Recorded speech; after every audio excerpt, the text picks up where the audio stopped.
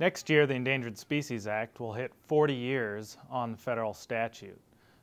Over that time, unfortunately, we've only seen a less than 2% success rate on the reestablishment of species or the delisting of species because of recovery. Unfortunately, this is not an acceptable situation for a federal mandate to be on the books. And as we've seen over the years, radical environmental special interest groups have abused this act to drive their agenda of removing livestock grazing from both the public and private lands across the United States. This is not something that our industry can stand by and watch happen. Recently, we've been working with Chairman of the Natural Resources Committee, Doc Hastings of Washington, to look at the Endangered Species Act and see how we can update the act to the 21st century. Part of this is looking at ways to incentivize maintaining species population or even enhancing wildlife species populations. Unfortunately, we've seen major pushback from these radical special interest groups on this front, but we will continue to work with the chairman in this Congress and hopefully the next Congress to bring about an update to the Endangered Species Act.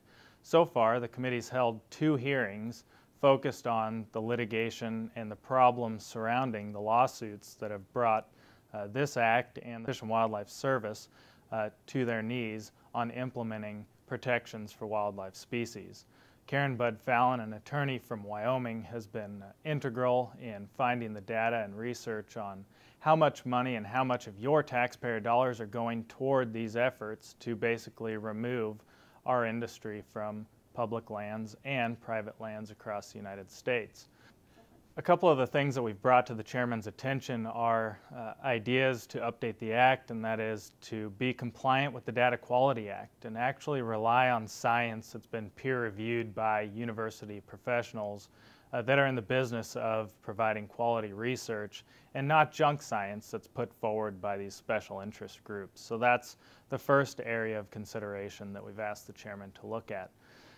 Another area is to make the downlisting and delisting of species easier by the agencies so that they're not litigated every time they try to remove a species from the Endangered Species Act protections.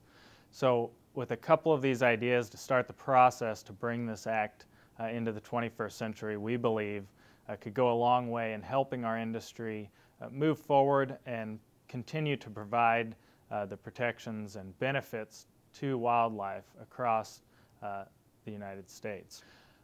One of the most recent examples we have of a victory on the Endangered Species Act front is the decision by the Fish and Wildlife Agency to not list the dunes lizard down in Texas and the Southwest, which could have had a huge impact on private property and the ranching industry across those states. So we applaud the Fish and Wildlife Service for coming to that common sense decision on the lizard. For more information, visit our website at beefusa.org and our blog at beltwaybeef.com. Also be sure to check out our Facebook, Flickr, and Twitter pages.